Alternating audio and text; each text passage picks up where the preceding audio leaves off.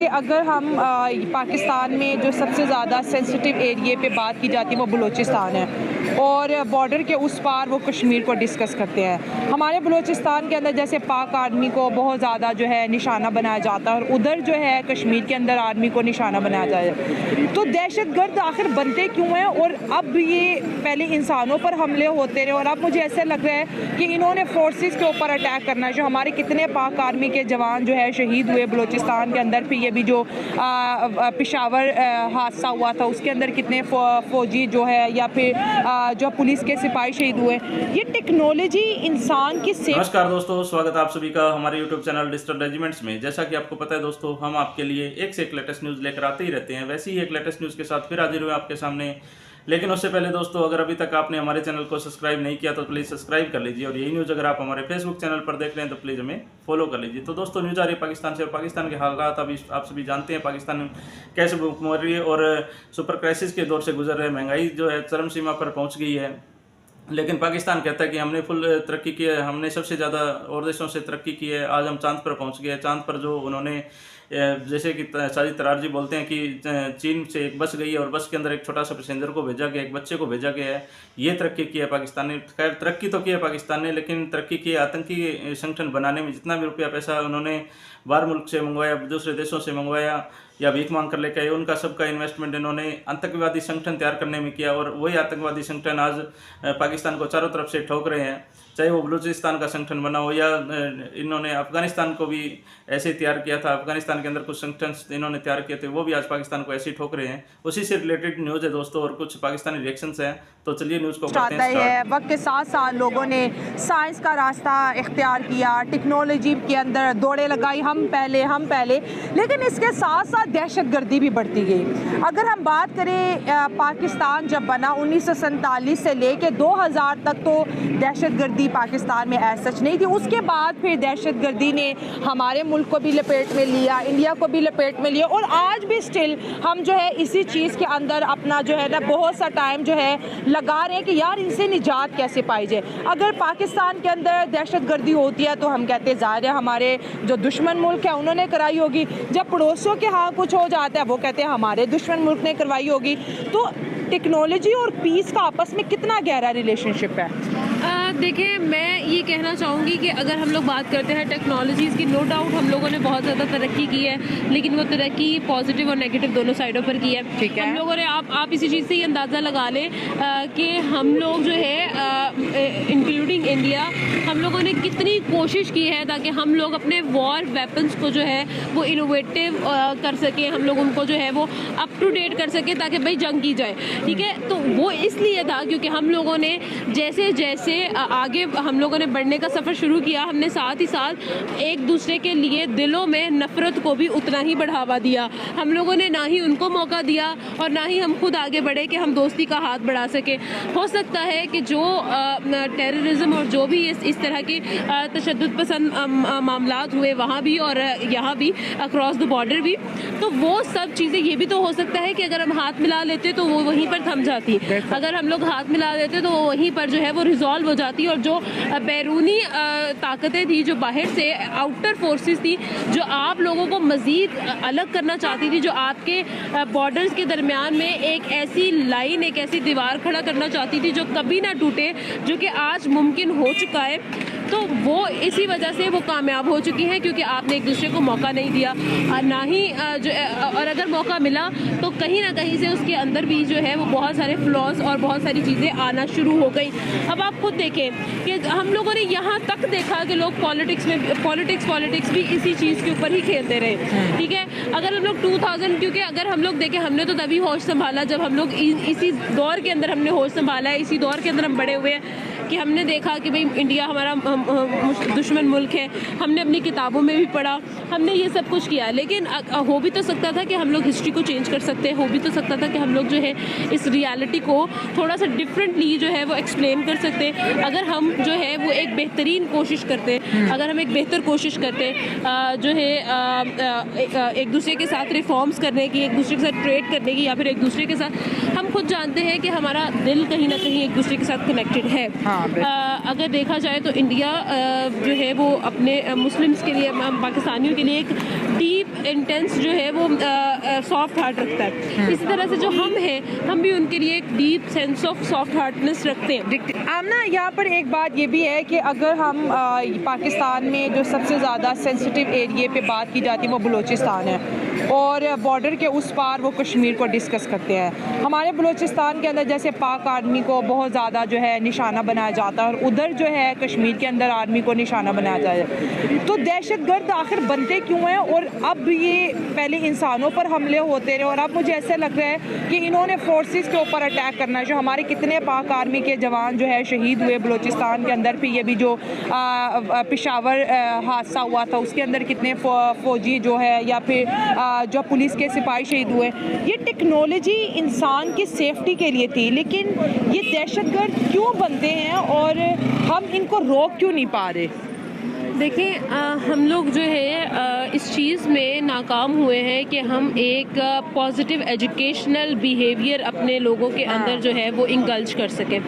अगर देखा जाए तो हमने शुरू से ही जो एजुकेशनल रिफॉर्म्स रहे हैं उसके अंदर एक बहुत बड़ा फ्लॉ रहा है।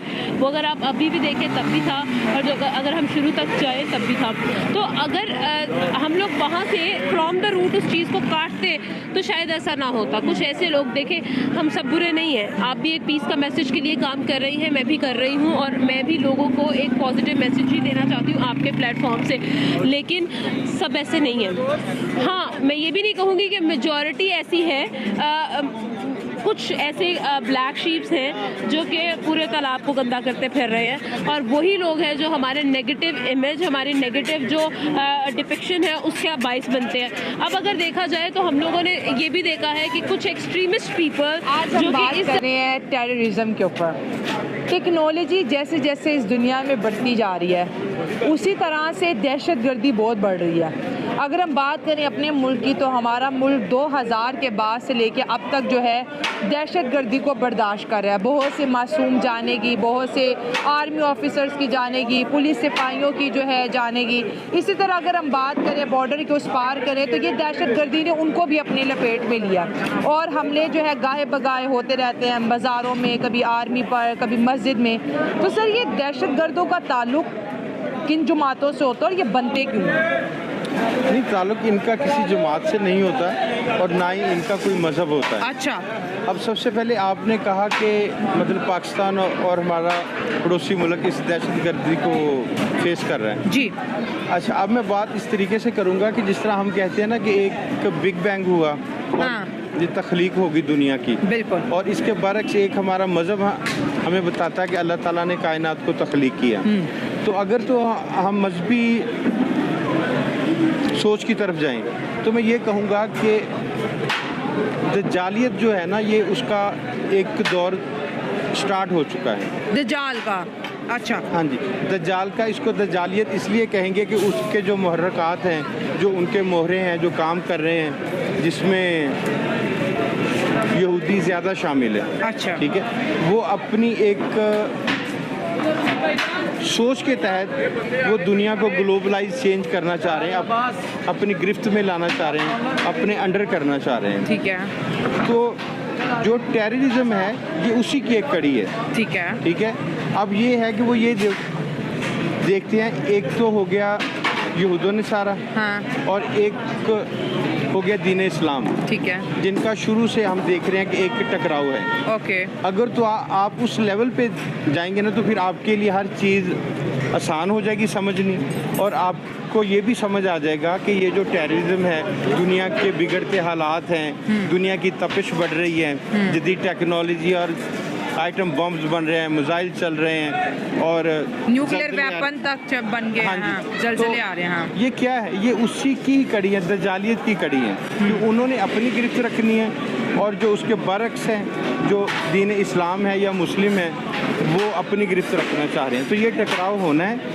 और ये सारी टेररिज्म की चीज़ें उसी से जन्म लेती हैं। जो बॉलीवुड दिखा रहा है, ये जो हमने लास्ट कुछ सालों में देखा कि दहशतगर्दी करने वाला एक मौलाना के रूप में आता है, अल्लाह अकबर का नारा लगाता है, और उसके बाद जो है वो बॉम्ब ब्लास्ट कर देता है। अब दुनिया में जो है ना इस्लामोफोबिया इस दहशत गर्दी की वजह से बहुत ज़्यादा बढ़ा है। अगर हम इंडिया पाकिस्तान के ताल्लुकात की बात करें, आज इंडिया एक बात कर रहा है कि क्रॉस बॉर्डर टेररिज्म हमारे मुल्क में हो रही है। हमारे बलूचिस्तान के अंदर कुछ होता है, हम कहते हैं कि ये उनकी साजिश है, बलूचिस्तान में वो करा रहे हैं। तो ये एक तो हमारा ट्रस्ट भी नहीं डेवलप हो रहा, और उधर दहशत गर्दी होती है हमारा नाम आता है, हमारे मुल्क में दहशत गर्दी होती है हम उनका नाम लगाते हैं। जी बिल्कुल, यही मोहरे तो यही है ना, मतलब मोहरे यही हैं, इसमें कोई शक नहीं है कि वो कहते हैं कि सरहद पार से हुआ, हाँ, हम कहते हैं सरहद पार से हुआ, हाँ। तो होता सरहद पार से ही है। ये उन्हीं की ही कड़ियाँ हैं कि जो हमें लड़वा रही हैं, हाँ लड़वाते हैं। अच्छा। और दूसरा ये है कि दजालियत क्या है कि वो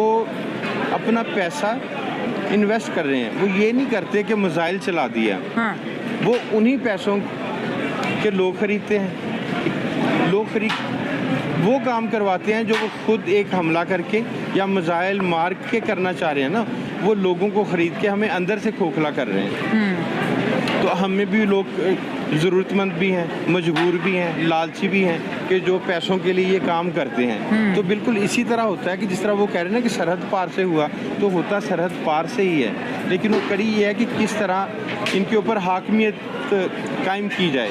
मतलब यूरोप है, या हम नाम ले लेते हैं अमेरिका जैसा मुल्क है, तो वो दुनिया को एक लीड करना चाह रहा है, लीड कर भी रहा है, और अपनी हाकमियत रखना चाह रहा है। सर यहाँ पर एक सवाल ये है कि आज दहशत गर्दी पे, क्योंकि हमारा टॉपिक है, हम आज को ये खबर भी ऐड कर दे कि कश्मीर पुंछ में हमला हुआ है। तो देखा दोस्तों आपने कैसे पाकिस्तान अब परेशान तो होगा ही, खैर जो सांप उन्होंने पाला वो एक दिन तो उनको काटना ही था। और जो है आज जो भी जितने भी इन्होंने आतंकी संगठन तैयार किए थे दूसरे देशों के लिए, आज सभी वो पाकिस्तान के खिलाफ और अपनी हिस्सेदारी सब मांगेंगे, क्योंकि आज जो पाकिस्तान के पास जो भी पैसा आता है वो इनको ही प्राप्त नहीं होता, इनको नेताओं को ही प्राप्त नहीं होता, क्योंकि इनके बांटने में ही वो कम पड़ जाता है, या विदेशों में प्रॉपर्टी खरीदते हैं तो उसमें ही कम पड़ जाता है। इसलिए हर दूसरे दिन ये IMF के साथ भी नया प्रोग्राम सेट करते हैं कि हम हमारे देश के लिए भुखमरी के लिए पैसा चाहिए, लेकिन सबको पता है ये पैसा तो दोबारा से इन्वेस्टमेंट USA में हो जाता है, वहाँ पर जाकर ये फिर से प्लॉट ले लेते हैं। तो IMF को भी बड़ा मजा आ रहा है इनको पैसे देने में, और वापस ले भी रहे हैं, और साथ में इसका इंटरेस्ट भी ले रहे हैं। तो दोस्तों न्यूज़ आपको कैसी लगी हमें कमेंट करके जरूर बताइएगा। जल्दी हो जाए दोबारा हाजिर होते हैं आपके सामने एक नई न्यूज़ के साथ में। तब तक के लिए जय हिंद, जय भारत, वंदे मातरम।